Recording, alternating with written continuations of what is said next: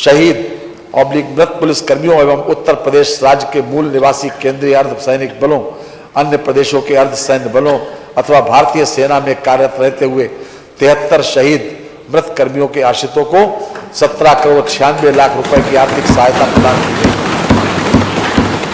Police विभाग के अधिकारियों एवं कर्मचारियों के लिए आवासीय सुविधा उपलब्ध कराए जाने हेतु वित्तीय वर्ष 2023-24 में 1,000 करोड़ रुपए की बजट व्यवस्था प्रस्तावित है। नवसृजित पुलिस कमिश्नरेट के कार्यालय एवं अनावासीय भवनों आदि की व्यवस्था हेतु 850 करोड़ रुपए की व्यवस्था प्रस्तावित है। प्रदेश में पुलिस विभाग के अधिकारियों कर्मचारियों को आवासीय सुविधा शहरी क्षेत्र उपलब्ध कराए जाने हेतु 400 करोड़ रुपए की व्यवस्था प्रस्तावित है। SDRF के सुदृढ़ीकरण हेतु नए वाहनों के क्रय के लिए 10 करोड़ रुपए की व्यवस्था प्रस्तावित है। मान्यवर,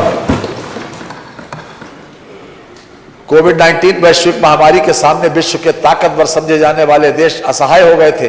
उस विषम परिस्थिति में माननीय प्रधानमंत्री जी के कुशल नेतृत्व में हमारे कर्मठ मुख्यमंत्री योगी आदित्यनाथ जी ने प्रदेश की जनता के सहयोग से प्रदेश को उस कठिन कालखंड से बाहर निकाला।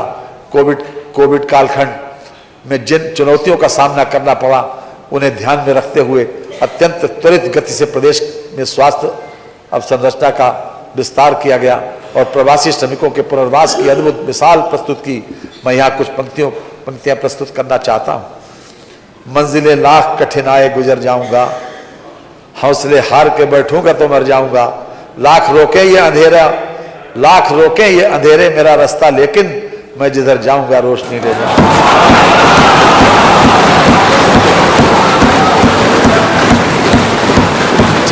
चिकित्सा स्वास्थ्य, राष्ट्रीय ग्रामीण स्वास्थ्य मिशन के अंतर्गत विभिन्न कार्यक्रमों के संचालन हेतु 12,631 करोड़ रुपए की व्यवस्था प्रस्तावित है।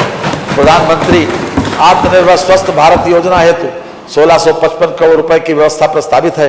प्रधानमंत्री Ayushman Bharat health infrastructure mission योजना के अंतर्गत प्रदेश में ग्रामीण एवं शहरी क्षेत्र में health wellness centre, critical care unit, जनपदों में इंटीग्रेटेड पब्लिक हेल्थ लैब की स्थापना, national centre for disease control का सुदृढ़ीकरण, हेल्थ इंफ्रास्ट्रक्चर इंफॉर्मेशन के विस्तार के लिए पोर्टल की स्थापना तथा इमरजेंसी ऑपरेशन सेंटर एवं मोबाइल यूनिट हॉस्पिटल की स्थापना आदि कार्यों हेतु 1,547 करोड़ रुपए की व्यवस्था प्रस्तावित। आयुष्मान भारत प्रधानमंत्री जन आरोग्य योजना का संचालन संपूर्ण प्रदेश में दिनांक 23 सितंबर 2018 से किया जा रहा है। योजना के अंतर्गत 2.34 करोड़ से अधिक लाभार्थी पंजीकृत हो चुके हैं। लाभार्थी परिवारों को प्रतिवर्ष 5 लाख रुपए तक की निःशुल्क चिकित्सा सुविधा सूचीबद्ध राजकीय एवं निजी चिकित्सालयों के माध्यम से प्रदान की जा रही है। योजना हेतु 400 करोड़ रुपए की व्यवस्था प्रस्तावित है। भारत सरकार द्वारा उप स्वास्थ्य केंद्रों एवं प्राथमिक स्वास्थ्य केंद्रों को क्रमबद्ध तरीके से क्रियाशील हेल्थ एंड वेलनेस सेंटर्स में परिवर्तित किया जा रहा है। Conversion of rural sub health centres and PSC to health and wellness centres हेतु 15वें वित्त आयोग की सिफारिश के अनुरूप वित्तीय वर्ष 2023-24 में लगभग 460 करोड़ रुपए का व्यय किया जाएगा। प्रधानमंत्री मातृ वंदना योजना हेतु 320 करोड़ रुपए की बजट व्यवस्था प्रस्तावित है। आयुष्मान भारत मुख्यमंत्री जन आरोग्य अभियान हेतु 250 करोड़ रुपए की व्यवस्था प्रस्तावित है। सामुदायिक स्वास्थ्य केंद्रों के लिए उपकरणों के क्रय हेतु 100 करोड़ रुपए की व्यवस्था प्रस्तावित है। प्राथमिक सामुदायिक स्वास्थ्य केंद्रों के सुदृढ़ीकरण हेतु 15 करोड़ रुपए की व्यवस्था प्रस्तावित है। चिकित्सा शिक्षा आ गया। प्रदेश सरकार द्वारा प्रत्येक जिले में एक मेडिकल कॉलेज की स्थापना किए जाने का लक्ष्य निर्धारित किया गया है। एक जनपद एक मेडिकल कॉलेज की योजना के अंतर्गत प्रदेश के 45 जनपद मेडिकल कॉलेज से आच्छादित किए जा चुके हैं। 14 जनपदों में मेडिकल कॉलेज निर्माणाधीन है। असेवित 16 जनपदों में मेडिकल कॉलेजों की स्थापना PPP मॉडल पर की जा रही है।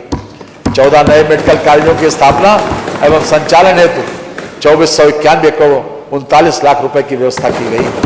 असाध्य रोगों की चिकित्सा हेतु कमजोर वर्गों के लिए खासतौर से असाध्य रोगों की चिकित्सा हेतु 100 करोड़ रुपए की व्यवस्था प्रस्तावित है। Uttar Pradesh institute of pharmaceutical research and development की स्थापना हेतु 20 करोड़ रुपए की व्यवस्था प्रस्तावित है। स्वशासी चिकित्सा महाविद्यालयों में नर्सिंग कॉलेजों की स्थापना हेतु 26 करोड़ रुपए की व्यवस्था की गई है। प्रदेश में स्थित सरकारी एवं निजी क्षेत्र के मेडिकल कॉलेजों, चिकित्सा विश्वविद्यालयों में MBBS की कुल 8528 सीटें उपलब्ध हो गई हैं। प्रदेश में स्थित सरकारी एवं निजी क्षेत्र के मेडिकल कॉलेजों, चिकित्सा विश्वविद्यालयों में वर्ष 2022-23 में PG की कुल 2847 सीटें हो गई हैं। वर्ष 2022 में लगभग 300 संस्थानों में नर्सिंग / पैरामेडिकल पाठ्यक्रम प्रारंभ हुए हैं। प्रदेश में राजकीय पैरामेडिकल कॉलेजों की संख्या 17 से बढ़ाकर 19 की गई, जबकि निजी क्षेत्र के स्कूलों की संख्या 287 से बढ़ाकर 351 की गई। टर्शरी चिकित्सा सुविधा को सुदृढ़ किए जाने के क्रम में SGPGI लखनऊ के 558 बेड के इमरजेंसी मेडिसिन एवं रीनल ट्रांसप्लांट केंद्र की स्थापना की गई। इसके अलावा SGPGI में लीवर ट्रांसप्लांट सेंटर व एडवांस डायबिटिक सेंटर की स्थापना की गई है। राजकीय मेडिकल कॉलेज मेरठ, प्रयागराज एवं KGMU लखनऊ में डायबिटिक रेटिनोपैथी की स्थापना की गई है। राम मनोहर लोहिया संस्थान लखनऊ में एडवांस्ड न्यूरो साइंस केंद्र का कार्य प्रगति पर है। खाद्य एवं औषधि प्रशासन 14 मंडलीय कार्यालयों तथा प्रयोगशालाओं के भवन निर्माण, मशीनों तथा उपकरणों के लिए 200 करोड़ रुपए की व्यवस्था प्रस्तावित है। अवस्थापना एवं औद्योगिक विकास ITES data centre, ISDM, defence एवं एरोस्पेस, इलेक्ट्रिक वाहन, वेयर हाउसिंग एवं लॉजिस्टिक्स, पर्यटन, टेक्सटाइल, MSME सहित विभिन्न क्षेत्रों में निवेश आकर्षित करने के लिए लगभग 25 नीतियां प्रख्यापित की गई हैं, जिनके माध्यम से प्रदेश में समेकित औद्योगिक विकास के लिए एक समग्र परिस्थिति की तंत्र बनाने में अनेक सुधारात्मक कदम उठाए गए हैं। प्रदेश में त्वरित परिवहन के दृष्टिगत कई एक्सप्रेसवेज का निर्माण किया जा रहा है। इसमें प्रदेश में द्रुत परिवहन के साथ साथ एक्सप्रेसवेज के दोनों तरफ औद्योगिक व्यावसायिक गतिविधियां तेज होंगी, जो प्रदेश के आर्थिक विकास में सहायक होंगी। 5 लाख रोजगार सृजन करने के उद्देश्य से प्रदेश में बनाए जा रहे एक्सप्रेसवेज के किनारे औद्योगिक गलियारों के सृजन का निर्णय लिया गया है।